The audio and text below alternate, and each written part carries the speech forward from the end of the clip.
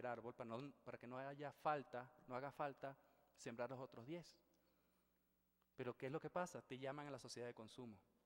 Ser ecologista o ser ambientalista es una persona que agarra el envase plástico y lo bota en la basura seleccionada para el plástico. Y eso es lo que te dice el poderoso. ¿Por qué? Porque el reciclaje es una industria. No es una solución ambiental, es una industria más, bajo el pretexto de la industria. Lo realmente ecologista sería no utilizar esos envases plásticos. Entonces, tenemos que sincerarnos en ese sentido, cuáles las cosas. Si estamos varios frentes, Tucson hablaba de que la guerra de guerrillas y los varios frentes no son malas si saben coordinarse. El problema no es que el asunto que tú tengas o el asunto que tú tengas sea superior o sea prioritario. La cuestión es saber de que tú en tu trinchera y tú en tu trinchera deben hacer lo mejor posible y vamos a apoyarnos lo mejor posible y respetarnos esas trincheras. No sé si estoy respondiendo a tu pregunta, Pedro, pero la cuestión es precisamente más allá de los derechos humanos, siempre hablamos de valores humanos y los valores humanos se basan en el respeto. El empresario que respeta al empleado y el empleado que respeta que el empresario le está dando trabajo. Lo mismo pasa con todos nosotros. Respeto ante todo. Muchas gracias.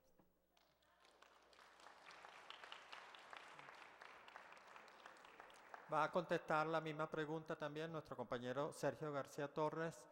Él es portavoz de la Plataforma La Tortuga de Cultura y es el que se encarga del análisis político y las relaciones con los partidos políticos en España. Voy a intentar ser breve. Me ha parecido muy interesante intervenir, no pensaba hacerlo, pero quería contaros, como muy resumido, en una píldora, el proceso que hemos vivido en España. En 2009, 2010, 2008, los movimientos sociales, ya sean LGTB, movimiento de defensa de los derechos de los animales, movimiento ambientalista, cada uno actuaba por separado, como bien comentas, ¿no? Llegó un momento en el que cuando salías a la calle y eras 4, 5, 10, 15, 20, 200 máximo, te dabas cuenta que esto no era la solución. Entonces, llegó un momento en que nos planteamos que no teníamos que defender una propuesta, sino teníamos que defender el derecho a elaborar nosotros esas propuestas. Cambiamos un poco el concepto. Entonces, dejamos un poco todos de lado nuestra bandera, la echamos al suelo y levantamos la bandera de la decisión y de la ciudadanía. Y decidimos tomar la centralidad de la democracia y hacerla nuestra, ¿no? En 2011, no sé si conocéis el movimiento del 15M que se dio en Madrid. Después de una manifestación, una serie de gente decidió quedarse en una plaza central en Madrid, la plaza más céntrica de Madrid. Y dijeron que no se iban, que de allí no se iban hasta que no se cambiaran las cosas, hasta que no hubiera una posibilidad de cambio real. Esas personas el primer día fueron 100, el segundo 500, el tercero 3.000 y el cuarto 40.000. Eso hizo que los gobiernos empezaran a hablar de democracia participativa. Esa palabra nunca se había nombrado allí.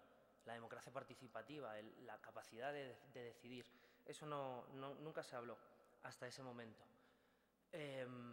Poco después, esa energía se canalizó en propuesta política real y se fundaron algunos partidos políticos, uno de ellos, por ejemplo, el partido que yo represento, que no deberíamos quizá hablar de partidos políticos en concreto, pero esto es una oportunidad porque es una organización que no representa solo unas ideas, sino la recuperación de la democracia en sí. Este partido político ha pasado a ser, en intención de voto, la primera fuerza política para las próximas elecciones de finales de año, que serán. La única y el único eje que tiene este partido político es lo que os he comentado antes. No defiende una propuesta, no defiende 20 propuestas, defiende el derecho a elaborar esas propuestas. Ese es el eje central que creo que los movimientos sociales deben tomar, deben ceder, deben centrarse en que hay que tomar el poder, porque el poder es nuestro, porque esta institución es nuestra, vuestra, de todas nosotras, no es de nuestros representantes, es nuestra. Yo creo que por cerrar, no quiero extenderme, porque solo quería contar un poco la experiencia de Madrid, de España. las luchas son transversales y si no nos damos cuenta de que las luchas son transversales, siempre nos vamos a quedar en nuestro gueto. En este caso puede ser el gueto animalista, puede ser el gueto de derechos de la mujer, el gueto de derechos de los migrantes, pero tenemos que bajar banderas y levantar la única bandera que es la realmente válida, la bandera de la ciudadanía, la bandera que nos representa a todas y a todos. Gracias.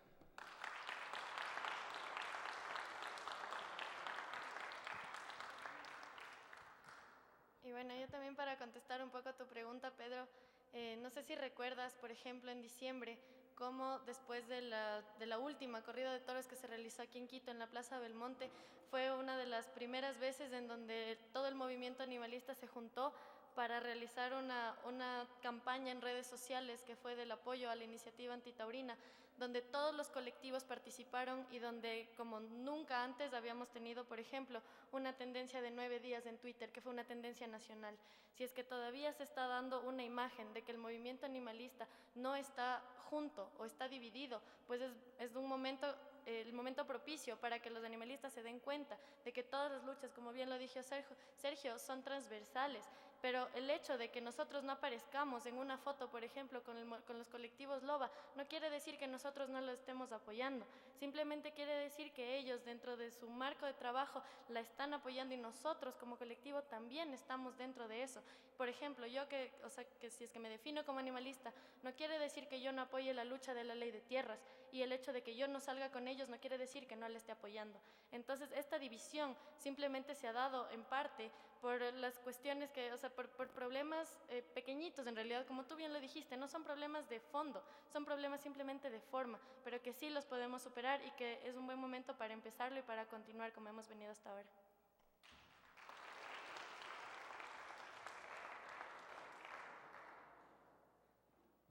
Me gustaría contestar un poquito porque es algo que pasa, que es un problema o un no problema, vamos a ver, en Portugal, muchísimo, que es lo que los activistas le llaman la desunión. Toda gente se queja que todos estamos divididos y todo más. Yo, para decir la verdad, y es una expresión que usamos en Portugal, no sé si aquí también, que yo prefiero a mirar a la copa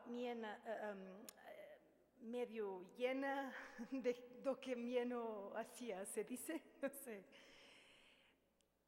A ver, nosotros somos humanos y el problema mayor es que nuestra condición es de que queremos siempre nosotros hacer lo que es mejor y queremos siempre nosotros hacer parte y sermos nosotros los intervenientes y sermos importantes y tenemos un rol, y todo más. Es normal. Yo intento simplificar las cosas.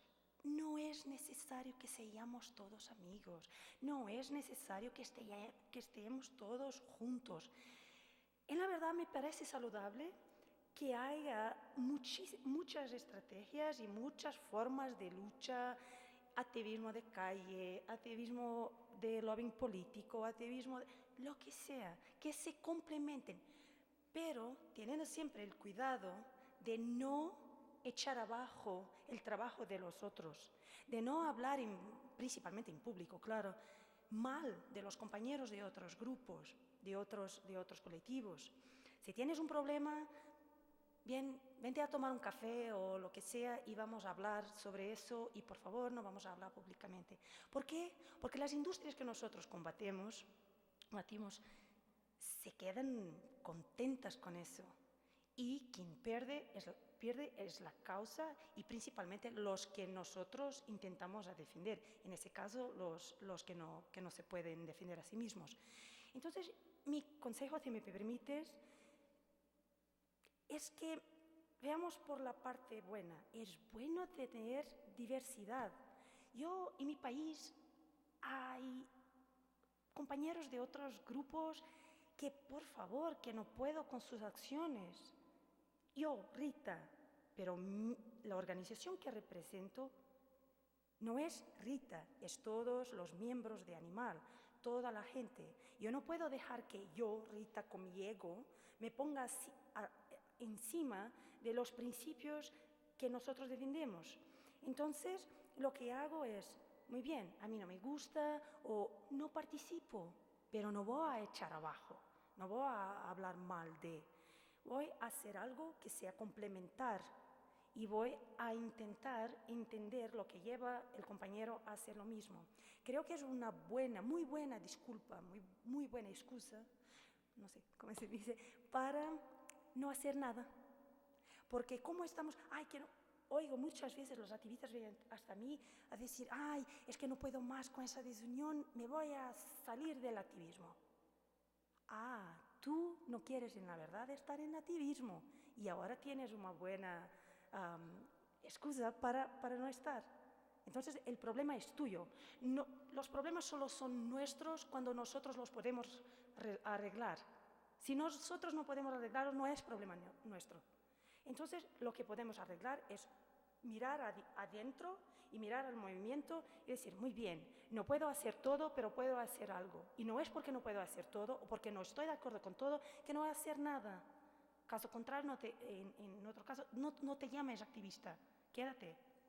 Y creo que para animarvos, para no estar a hablar de algo así negativo, aprovechen la idea de que son diversos, son muchos. Si no están de acuerdo, ok, no salen. Hagan algo que sea alternativo a la acción que a ustedes no les gusta. Y lo que va a pasar es que hay siempre alguien que va a seguir tu acción, alguien que va a seguir al otro. Y lo que pasa es que las industrias o lo legislador o quien sea, lo importante es que vea que, aunque sean distintos, hay mucha cosa a pasar por lo mismo fin. Y eso, claro que va a tener influencia. Si cada parte del movimiento hiciera lo que quiere, de cualquier forma, el enemigo va a percibir que hay movimentación. Y eso es lo que importa. No nos concentremos en lo que no podemos cambiar, pero en lo que podemos cambiar, ¿sí?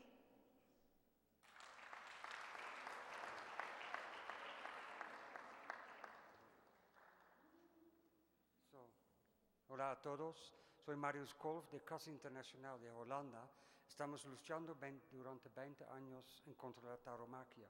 Y quiero muy bien invitar a mis compañeros a venir por aquí, por favor, Kirsten Jansen y Estefanía Pampín. Es a decir que hay mucha gente adentro de los fases, la gente que veis aquí, hay gente detrás trabajando mucho. Y quiero dar a cada uno la oportunidad de decir algo sobre su lucha y sobre su sentimiento en esta organización. Sí, queremos que prestéis atención a estas dos personas, porque si bien algunos somos los que estamos dando la cara aquí delante, nada de esto sería posible sin un trabajo extraordinario de día a día, de paciencia, de enviar mails, de organizar, de escribir, de mandar. Son dos personas maravillosas que hacen que esta red sea posible y creo que sus palabras nos van a inspirar a todos. Estefanía y Kirsten, gracias.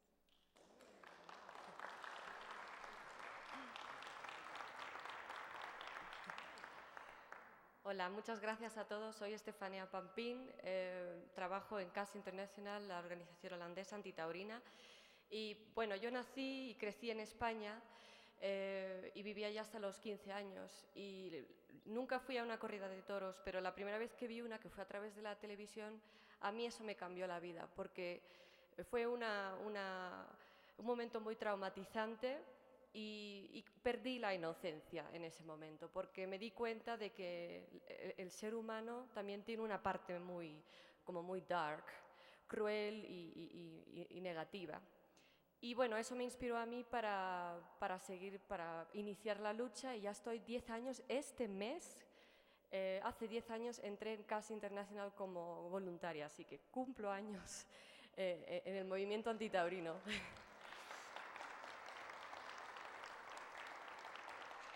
Y me gustaría decir una cosa que a mí me parece muy importante.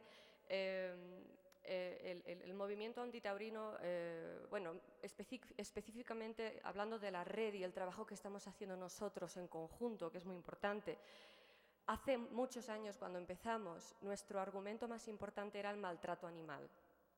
Eso era, bueno, yo creo que el principal argumento que teníamos, y hemos encontrado una manera de construir nuevos argumentos que nos están siendo muy útiles y que están siendo abrazados por la sociedad. Fuimos de maltrato animal a los derechos de los niños, y este argumento es tan importante que hasta ahora tenemos 2 declaraciones de la ONU, 2 recomendaciones hacia Portugal y Colombia para apartar a los niños de la infancia de la tauromaquia, y sabemos que más países van a recibir esa recomendación. Y no se ha quedado todo esto solo en los derechos de los niños. Ahora estamos hablando ya de los derechos de los humanos. Por ejemplo, hace unos meses el ombudsman venezolano dijo de que las corridas de toros atentan contra los derechos de los humanos y dañan psicológicamente a algunas personas. Entonces, estos argumentos se están ampliando cada vez más, y también vemos, para terminar, vemos también que, por ejemplo, en países donde la violencia está a la orden del día, que cada vez más políticos están utilizando nuestros argumentos diciendo la tauromaquia promueve la violencia y es un mal ejemplo para sociedades donde la violencia está al orden del día. Entonces, imaginaros qué importante, qué peso tiene este argumento. Y estos argumentos están siendo abrazados por la sociedad. Y yo creo que estos son nuestros logros más importantes. Es que entre todos hemos sido capaces de construir argumentos que están cambiando la opinión de la sociedad profundamente. Muchas gracias.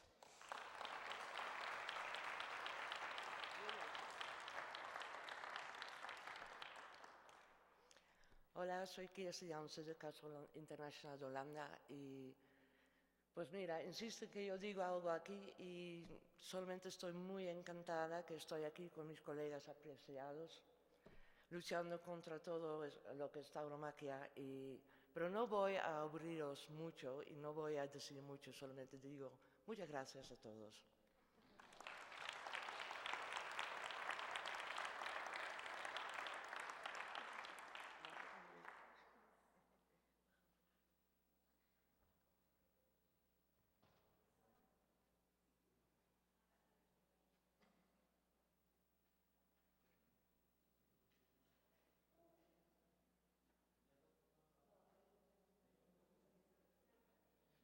Hola, soy Carlos Crespo de la Fundación Resistencia Natural REN de Colombia.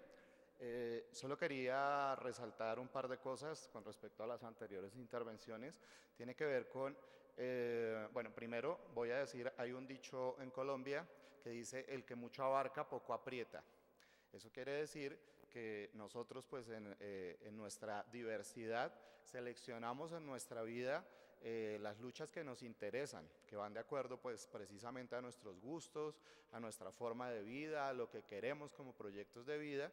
Algunos somos animalistas, otros somos feministas, otros somos antirracistas, otros se van con el gobierno, otros no tanto, ambientalistas, etcétera. Pero el punto es que uno de los elementos más claves tiene que ver con la solidaridad. Y esa es una de las cosas que más tratamos de difundir. No todos tenemos que ser animalistas como tal. El animalista es aquel que hace uso de algo que se llama el principio de beneficencia, que hace uso de aquello pues que le da ese interés que tiene particular de hablar por los animales, de traducirles su idioma, de ejecutar acciones a favor de ellos, cualquiera que éstas sean, porque en el animalismo hay un rango gigantesco de posibilidades de acción. Pero no todo el mundo tiene que serlo, pero sí tiene que ser cumplidor de algo que se llama el principio de no maleficencia, ese principio que dicta el respetar al otro, el ver al otro como otro válido. La sociedad antropocentrista, la sociedad especista nos ha dicho que el otro solamente es el humano, pero esto es falso. El humano es solamente una especie animal, una de las especies sintientes. Realmente debemos tener consideración con todo aquel que puede sufrir daño, con todo aquel que puede ser dañado.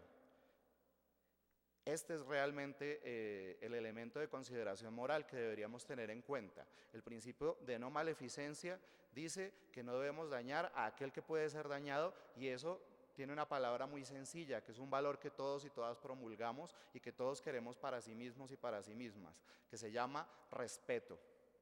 Necesitamos respetarnos, pero no antropocéntricamente, no especistamente. Necesitamos empezar a respetar a todo aquel que puede ser dañado.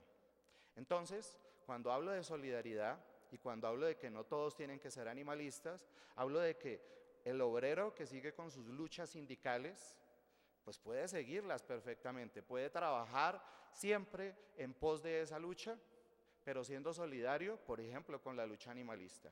¿Y cuál es esa solidaridad que tiene que seguir o que debería seguir? Seguir haciendo lo que sigue haciendo siempre en su vida, comer, vestirse, divertirse, etcétera, pero sin esclavizar ni ser partícipe de la esclavitud animal. Es así de simple.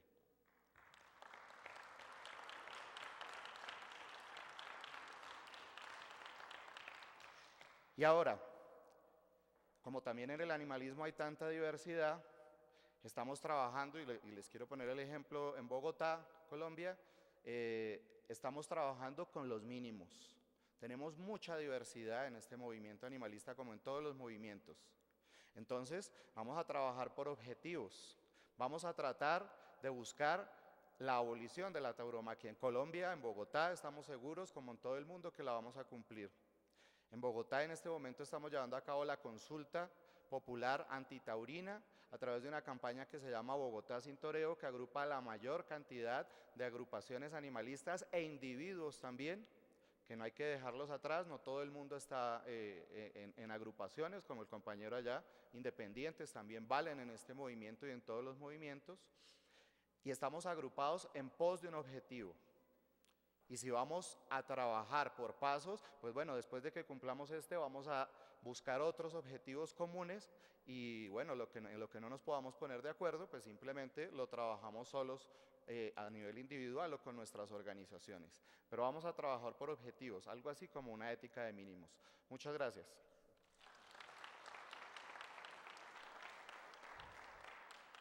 Lamentablemente, además de muchos enemigos, el tiempo es el mayor enemigo y es nuestro más escaso recurso. Así que vamos a dar 2 turnos de palabras, y después de eso vamos a hacer una reflexión final y los esperamos a todos a las 5 de la tarde. ¿No?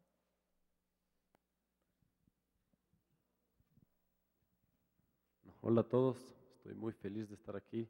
Gracias, ha sido un placer conocerlos, súper bello, una experiencia hermosa. Quería hacer 3 acotaciones, espero no olvidarme de las 3 que tenía pensado.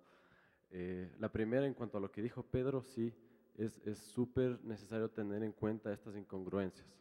Es decir, el movimiento, no sé cómo llamarlo, el movimiento de terrícolas, el movimiento por liberación de la tierra y por la liberación animal, es experto en fraccionarse.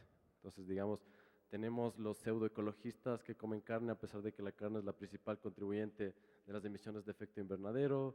Tenemos a los que dicen ser animalistas, pero solo son, como el compañero Carlos me introdujo, acuñó un nuevo término, los perrigateros, que aman a los perros, pero se visten con las vacas y se comen a los cerdos.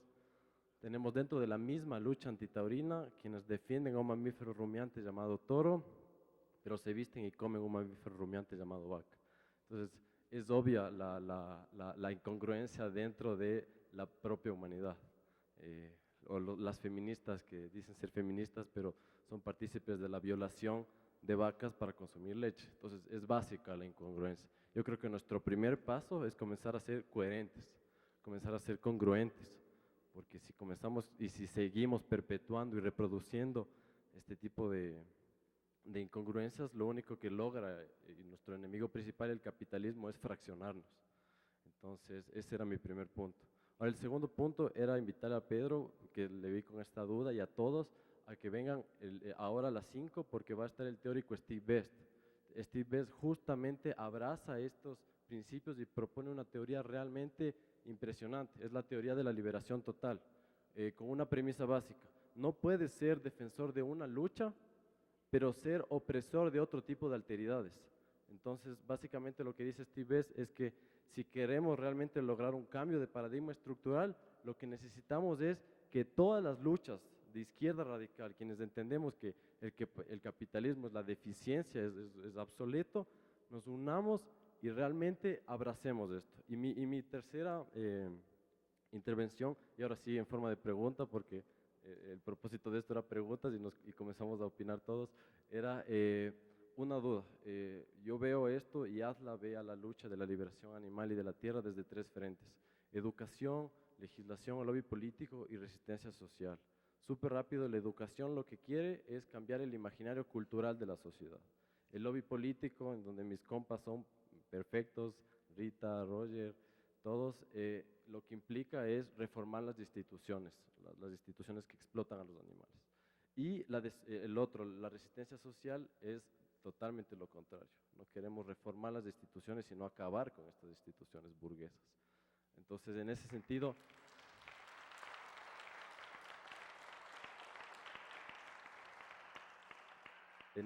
sentido, quiero, y mi duda metodológica como ASLA, porque nosotros tenemos esta plataforma política, es cómo hacer que estas 3 patitas del trípode converjan en una suerte de sinergia sin que la una obstaculice la otra. Por un ejemplo sencillo, acá en el tema de la Ley Orgánica de Bienestar Animal, tenemos que tener mucho cuidado de la desobediencia civil y la resistencia social, porque la loba está determinada y está sujeta a la decisión de los políticos. Y creo que es lo mismo que pasa en todo el lobby político. Entonces, más o menos, quien quiera que me quiera responder, cómo, sin deslegitimar estas 3 luchas, hacer que sean fuertes y que a la vez se unan y realmente que la una apoye a la otra sin obstaculizarla. Gracias.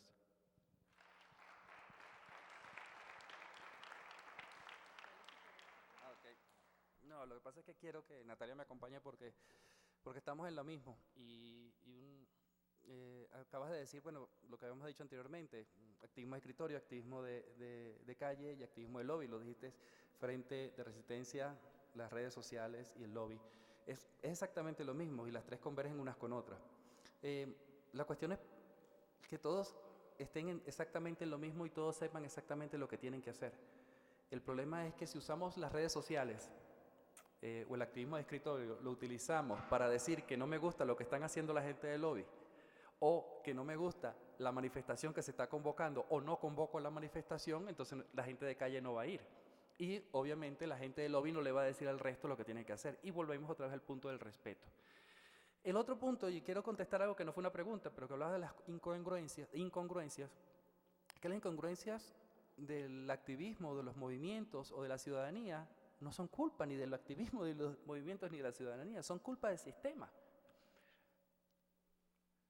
El problema cuando tú llegas y dices que defendemos los derechos de las mujeres, somos ecofeministas, pero le sacamos la leche a las vacas, el problema es que esa leche de vaca te la dio tu mamá y no te la dio de mala gana, ni te la dio con desamor, te la dio con todo el amor del mundo. Entonces, ¿cómo tú psicológicamente vas a ir en contra de una acción que tu madre con todo el amor del mundo te dio y que después, y que antes de eso, tu abuela se la dio a tu madre con todo el amor del mundo? Entonces, estamos en una causa que habla del amor, pero estamos en contra de las cosas que nos dieron con amor. La carne nos las dieron con amor. Nuestras madres no nos dieron la carne para matar a la vaca, nos dieron la carne porque supuestamente y sobre su cultura decía que la necesitábamos. Entonces, los patrones culturales son los que tenemos que hacer, pero no tenemos que hacerlo diciéndole, obviamente hablamos del maltrato animal, pero también tenemos que reconocer que el error está precisamente en cómo nos dieron las cosas y cómo nosotros las estamos percibiendo. Cuando una persona es renuente a dejar la carne, a dejar la leche, no lo está haciendo por llevarnos la contraria, es porque culturalmente la tiene desde que nació. Y es difícil. Yo aplaudo a las personas, okay, yo respeto a todas las personas que dicen, bueno, tienes razón, pero no puedo, los respeto. Y aplaudo la decisión de decir, bueno, tienes razón. Pero realmente me llama mucho más la atención el activista que da el paso al frente y dice, yo puedo cambiar. Entonces, pues, hay un dicho muy popular en Venezuela que se usó como eslogan que dice, nada cambia si tú no cambias. Entonces, yo creo que es precisamente llevar eso para quitar las incongruencias. ¿Okay? Y ahora quiero que presten mucha atención a lo que viene ahorita con Natalia, porque creo que va a responder las 3 preguntas en una sola locución. Profe, la última, Exacto. solo la última. Gracias. Pues hay una canción a propósito de nuestras naciones andinas, de Inti Illimani, que dice que para llover fuerte no basta con una gota, para llover fuerte se necesitan todas las lluvias, para que haya un aguacero se necesitan todas las lluvias. Y es precisamente lo que debemos entender, especialmente en los países en los que todavía estamos en un proceso ahí de puja, de construcción de democracia, de construcción de Estado. Yo personalmente considero que Colombia no es nación, no sé el caso específico de Ecuador, pero algunos países en Latinoamérica ni siquiera nos hemos consolidado como nación. Y en la medida que la sociedad civil en conjunto sea la que jalone esos procesos, es que muchas cosas van a comenzar a darse. Tú mencionabas una cosa, Pedro, muy importante, y es el tema cultural. Precisamente en muchos de nuestros países se ha convertido en una excusa para cometer cualquier clase de crimen de lesa humanidad o crimen contra los animales, la muletilla de la cultura. Entonces, ¿por qué es cultural? Porque es tradicional, entonces hay que seguirlo reproduciendo a mansalva, independientemente si es justo o es injusto. En esa medida, me gustaría entonces compartir en Colombia, sin haber llegado al culmen ni mucho menos, venimos avanzando en una iniciativa precisamente de generar coincidencias entre quienes defendemos los animales, pero también, bueno, los animales no humanos y animales humanos, pero también quienes defienden otra clase de causas que son perfectamente concurrentes. Entonces pensemos en las personas que defienden los derechos LGBTI, quienes defienden a las mujeres, las víctimas del conflicto armado en nuestro país, bueno, tantas causas que hay, y la causa animalista. Hemos estado trabajando en diferentes espacios donde ellos han podido entender qué es lo que nosotros peleamos, porque en algún momento nuestros compañeros no entendían mucho el discurso animalista, y ya entienden que finalmente es también otra forma de oponerse al capitalismo. Recordemos esta frase tan conocida, y es que el veganismo es una posición política, porque también es una forma de controvertir todas estas formas de producción que nos han vendido históricamente. Entonces, el hecho de poder generar sinergia con otras causas, el hacer que ellos entiendan la nuestra, nosotros defender la de ellos, ir a apoyar en sus diferentes manifestaciones, actividades, nosotros como animalistas y viceversa, hace que haya, digamos, toda una confluencia de poderes, y que eso en algún momento pare en algo interesante. Creamos un grupo que se llama, pues todos conocemos los grupos de indignados, pues bueno, en Colombia esta es una palabra grosera, pero creamos los emputados. En Colombia estamos emputados de la forma en que nos trata el sistema, y bueno, esperemos que esto tenga un buen curso, porque definitivamente hay también la frase típica, ¿no? Pero es muy clara, la unión hace la fuerza. Quisiera hablar sobre este mismo tema un poquito. Va a intervenir Felipe, después vamos a tener la última pregunta de esta sesión. Después nuestra compañera Marta Esteban va a intervenir muy brevemente, y después vamos a tener que cerrar. Bueno, qué interesante foro, ¿no? Yo quería plantear, porque a ratos me preocupa este tema de las inconsistencias e incongruencias que son parte de la vida humana. O sea, hay que tener muchísimo cuidado en decir el que come carne es incongruente porque sale un ciclista fanático por ahí y te dice, ¿en qué llegaste acá? Y te pones en la idea de estarte cuestionando y nadie va a llegar. Me refería justamente a él, pero exactamente a él mismo me refería. Entonces, hay que tener mucho cuidado y más bien apoyar los procesos de cambio. Porque cuando a mí me salen con eso, yo le puedo decir qué sistema operativo estás usando, y el otro le tira otra y otra y otra. Entonces entramos en una lógica de crítica media absurda, que digo, la crítica está perfecta, pero lo que hay que ir haciendo es acompañarse a los procesos. Si los de la Cleta Endiablada nos ayudan a irnos a todos librando de la transportación motorizada, los otros nos ayudan a ir haciendo que se consuma menos carne, y así vamos todos avanzando en ese sentido. Realmente hay que tener mucho cuidado con los fundamentalismos. En estas luchas en las que pretendemos, acuérdate de Steve Best, hermanarnos, es cuando más hay que tener cuidado del fundamentalismo. Porque justo la Shadi me decía ayer que en Riobamba, por ejemplo, hablábamos mucho sobre el racismo, justo en los lugares donde hay más taurinos, hay más racismo. y hablábamos sobre eso, etcétera, etcétera, pero después decíamos, sí, y después estos indígenas que son absolutamente discriminados en esos sectores, son machistas, alcohólicos, etcétera, etcétera, y eso también es absolutamente real. Tal vez sea por sus coyunturas, etcétera, etcétera, es absolutamente real. Después, Pedro, para hacer esas críticas hay que pensar también en el momento de la coyuntura política ecuatoriana. Yo no podría dar más de alegría de estar aquí discutiendo tanto tiempo con tanta profundidad. El movimiento, como decía la Shadi, sabe cuándo unirse y sabrá cuándo unirse, pero todos los procesos son importantes, los 3 procesos son fundamentales y alguien tiene que impulsarlos y el resto lo que podemos hacer es dar apoyo. Si estamos mucho abarca, poco aprieta, decía Roger. Si estamos todos en un sitio, es como un equipo de fútbol ocupa sus posiciones, no pueden ir todos atrás de la pelota. Unos impulsan una cosa, otros, y en el momento adecuado sabremos unirnos y sabremos avanzar. Y yo agradezco, yo decía, es casi un milagro que esta cumbre esté acá. Yo entiendo a los que no han participado en esto, yo no creo en Dios en absoluto, pero parece un milagro, porque una de las cosas que pasa es que esta cumbre nos va a ayudar a posicionar lo que está pasando en la Asamblea Nacional y en el Consejo de Quito, porque lo triste es que la gente no sabe, nuestros propios compañeros no saben, los compañeros de otros colectivos que trabajan con nosotros no saben, pero ahora yo le he visto a Marta en todos los medios de comunicación, por ejemplo, y la gente se va a empezar a preguntar cosas. Muchos creen y han preguntado estos días que con la consulta de 2011 se abolieron las corridas en Quito. Muchos creen así, están segurísimos de que eso pasó. Entonces, ahí yo creo que hay que hacer el trabajo, ¿no? Yo creo que todos los ejemplos de revolución no son grupos demasiado grandes, son grupos que tienen claridades y logran transmitir esas claridades al resto de la población. Entonces, yo insisto, si solo piensa en que la iniciativa popular normativa logre abrir ese camino de democracia, la democracia directa por primera vez ejercida en el país, ese tema puede servir para el Yasuní, puede servir para la Loba y puede servir para el que quiera. Entonces estamos haciendo camino al andar en muchas maneras distintas.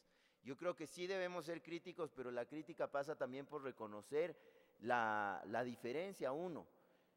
Muchas corrientes teóricas dicen que las contradicciones, ¿no es cierto?, el choque de opuestos, etcétera, etcétera, son las que generan inclusive la historia. Entonces, ¿cómo podemos caer en la trampa de buscar realidades planas? Cuando todos somos inconsistentes e incoherentes en montones de cosas. La coherencia total, yo no creo que existe, porque el mundo sería muy triste con absolutos. El fundamentalismo se liga a los absolutos. Y hay que tener mucho cuidado con eso, muchísimo cuidado con eso. Gracias.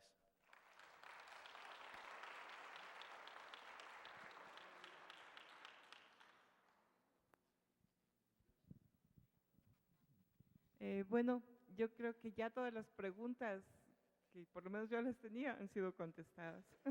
Entonces voy a aprovechar este momento en realidad para darles un gran agradecimiento y hacer memoria de esas palabras que me dijo Felipe cuando nos invitó a la cumbre, de que íbamos a conocer personas maravillosas, y en realidad ha sido así. Cada uno de ustedes ha dejado en nosotros una huella, y si hay algo que nos une realmente es ese gran corazón que tenemos todos de amar a la Pachamama y a los seres de la Pachamama, al que nosotros respetamos, amamos y defendemos. Gracias a todos, a cada uno de ustedes. Yo realmente les deseo lo mejor, todos los éxitos del mundo, a Perú, que logren recoger esas firmas, que se vayan a consulta, a Colombia igual. Chicos, nosotros desde aquí les vamos a mandar todas nuestras mejores vibras de corazón. Cada día me voy a despertar pensando en ustedes y pidiéndole a la Pachamama que les dé todas sus bendiciones y las fuerzas para que sigan luchando esta lucha maravillosa que realmente ha cambiado toda nuestra vida. Igual para Miguel de México, que está por ahí, que logre ir al Congreso, igual a Sergio. O sea, realmente esta clase de personas merecen esta oportunidad, porque realmente van a ir a cambiar, a hacer cosas diferentes que realmente merecemos. Y bueno, solamente quiero dejarles lo que es el eslogan de FATA, y como agradecimiento que dice así: solo aquello capaz de hacer al hombre más humano es digno de llamarse arte. Nunca la muerte como fiesta, nunca la tortura como arte, nunca el dolor como espectáculo. Gracias, hermanos antitaurinos, de verdad ha sido un honor estar estos días con ustedes. Gracias.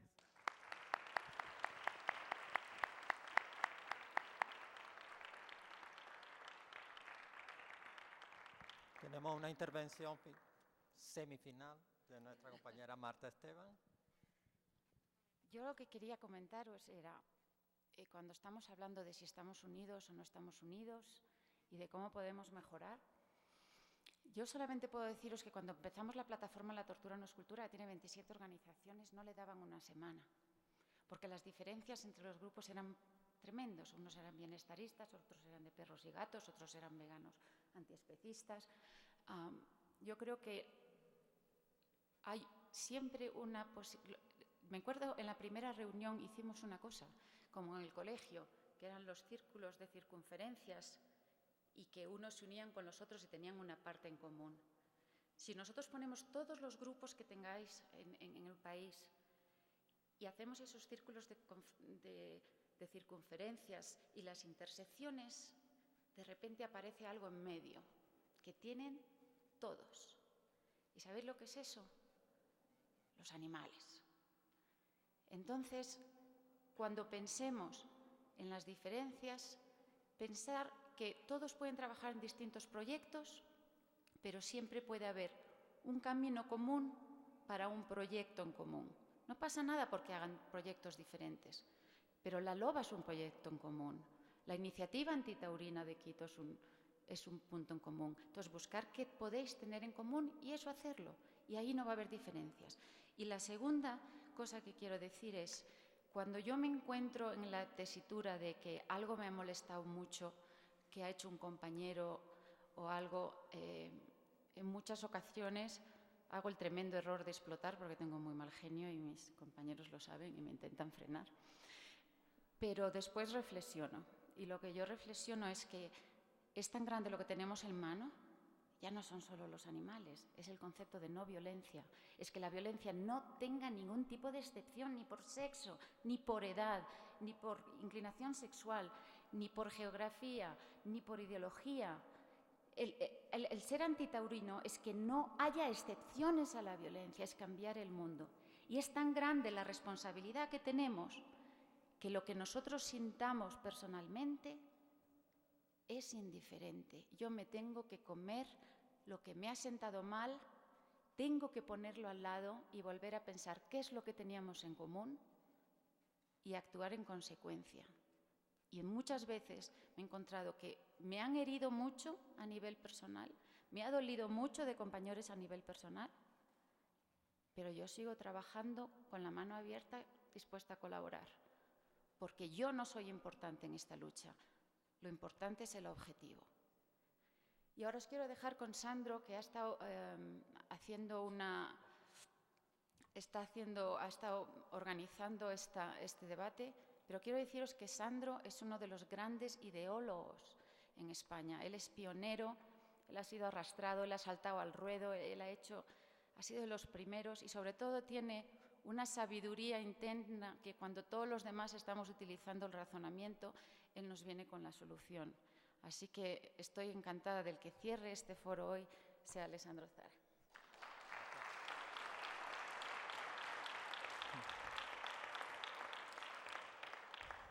Trataré de ser lo más breve posible porque todos sabemos que la única ley que no vamos a poder derogar nunca es la ley de la gravedad.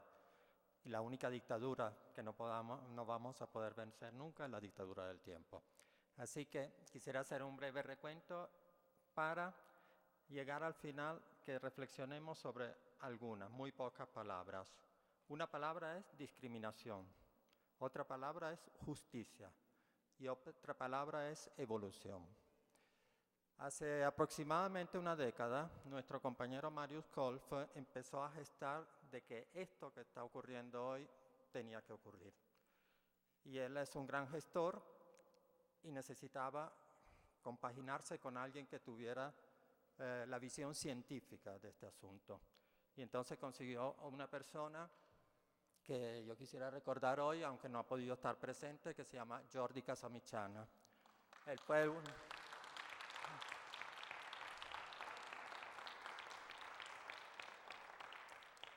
Él y Marius son los que estuvieron ahí logrando encajar para que primero la red antitaurina empezara a gestarse y han estado hasta ahora haciendo que esto despegara.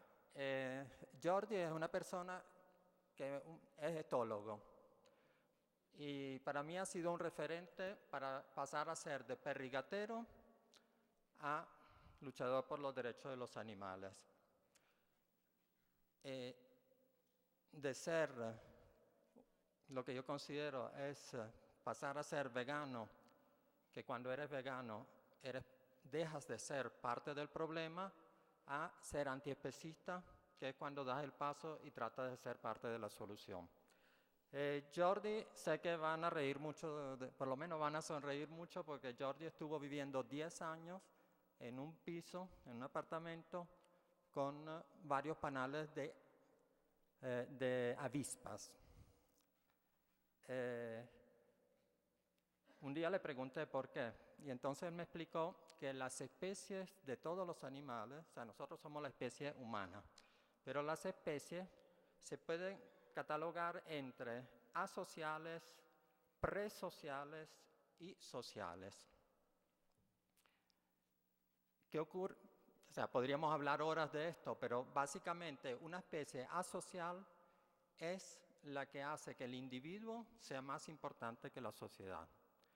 La especie presocial es la especie en la cual la sociedad es más importante que el individuo. Y la especie social es la cumbre de la evolución y es cuando la sociedad y el individuo tienen exactamente la misma importancia. No se puede sacrificar lo uno a costa de lo otro. Ejemplo pueden conseguir, pero son muy sutiles. Parece que en todo el planeta hay 7 especies que son sociales. Y lamentablemente hoy en día todavía la especie humana no es social. La especie humana es presocial. Existen sociedades humanas en las cuales el individuo es más importante que la sociedad. Otras en las cuales la sociedad es más importante que el individuo. ¿Queremos evolucionar? Creo que es el único deber que tenemos como especie. Por eso quería volver al concepto de discriminación y de justicia. La justicia prácticamente es ir contra la discriminación. Ahora, todos nosotros, me imagino que en algún momento hemos estado en contacto con algún movimiento que decía, vamos en contra de la discriminación del colectivo LGTB, vamos en contra de la discriminación hacia los niños, hacia los obreros, hacia las mujeres. Eso no es suficiente. Lo que hay que eliminar es la discriminación. El concepto de discriminación tiene que ser erradicado, tiene que ser algo que nadie más pueda volver a aplicar.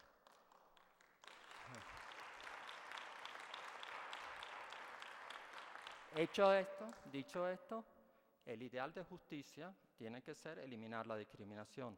Y la única manera que el ser humano pueda realmente evolucionar y pasar a ser una especie social es eliminar las etiquetas que tenemos que poner constantemente. No podemos seguir diciendo justicia animal, justicia humana, derechos de los animales, derechos de los humanos. Sencillamente hay derechos que tienen que ser respetados, hay justicia que tiene que aplicarse y hay evolución que es nuestro único deber frente a la Pachamama. Gracias.